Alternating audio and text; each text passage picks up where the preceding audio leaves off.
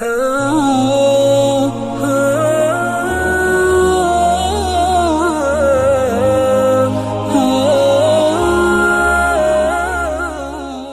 کے نیچے سبسکرائب کے بٹن پہ کلک کریں، بیل کے آئیکن پہ کلک کیجئے تاکہ ہر نئی ویڈیو کی نوٹیفیکیشن آپ کو ملے۔ ویسے تو جو دعائیں وظائف میں بتایا کرتا ہوں اس کی عمومی اجازت ہوتی ہے،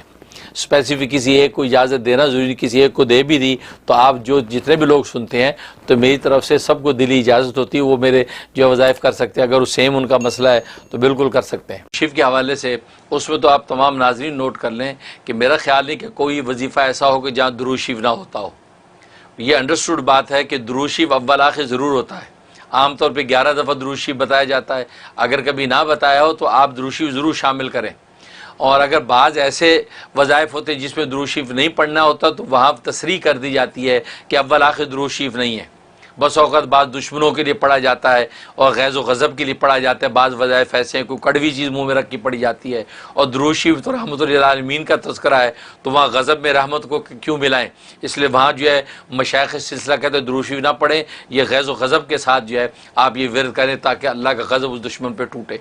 تو وہ خاص تو اس کی تصریح کر دیتے ہیں۔ لیکن عام طور پہ اگر میں نہ بتاؤں تو پھر آپ انڈرسٹوڈ سمجھ کے درود شریف لازمی شامل کریں، کیونکہ درود شریف کی برکت سے تو وظیفہ آپ کا قبول ہونا ہے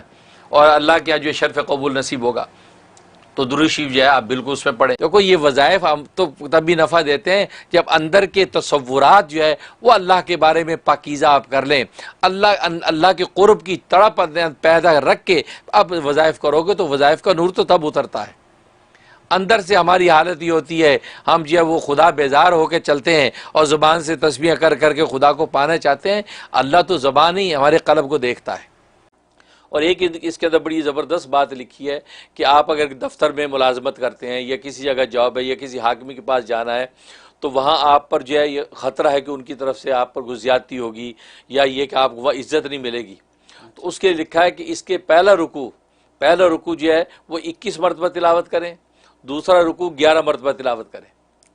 یہ تلاوت کر کے آپ اپنے بدن پہ دم کر کے جایا کریں اپنے آفس، تو انشاءاللہ آپ کو جو ہے ایسی بے مثال عزت ملے گی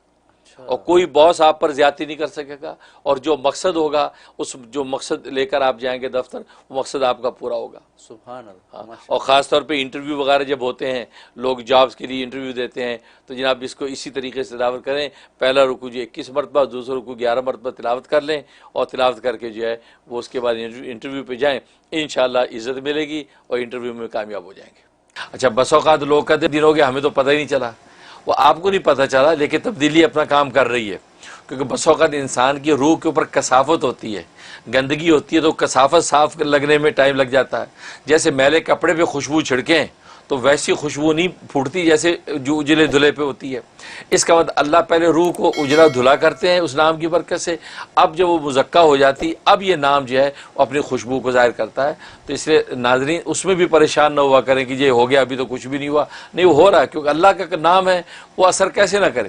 اب شہد کا لفظ بولے تو منہ میٹھا ہو جاتا ہے، لیمو بولے تو منہ میں پانی آ جاتا ہے، تو یہ دنیا کی معمولی چیزیں اب اتنا اثر رکھتی ہیں کہ نام لو تو منہ میں پانی آئے، تو اللہ کا نام اثر نہیں کر رہا ہے۔ ہماری روح کا جو تعلق اللہ سے اس میں کمی ہے، اصل میں وہ اس کی صفائی ہو رہی ہے۔ وہ جب شفاف آئینہ ہو جائے گا اب چہرہ آپ کو صاف نظر آئے گا، گویا کہ اب اس کی تاثیر ظاہر ہوگی۔ دنیا کے مسائل ہیں، ہم لوگوں کے مسائل ہیں یہ، اور لوگوں کو گھر بیٹھے اپنے لیونگ روم میں، اپنے بیڈ روم میں، ٹی وی کے اوپر، فون کے اوپر یہ مسائل کا حل یوں مل جاتا ہے،